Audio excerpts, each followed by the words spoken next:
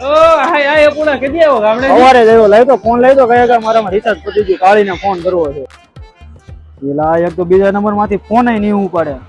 કરવો છે કોને ફોન પણ તારે? એલા કાળી જો ને મને બ્લોક માં નાખી દીધો. એલા ઉપાડ્યો.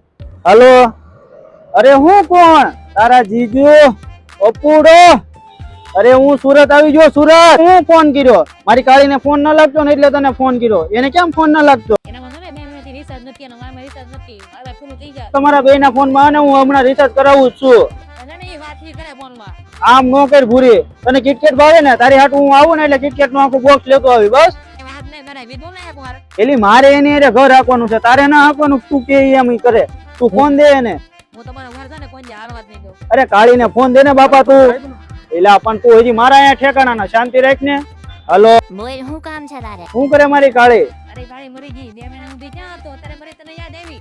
અરે તને બાપા ખબર તો છે મારા ભાઈ ના લગ્ન હતા અને મારે ના ટાઈમ હોય તારે એ વાત કરવાનો એટલે મેં તને 2 મહિનાથી બ્લોક કરેલી હતી અને અત્યારે આને હું સુરત આવી ગયો છે. આપણે આગળ છે ને ટાઈમ જ છે. ના ના મારા વાત ના કર. મને ફોન બોન ન કરતો.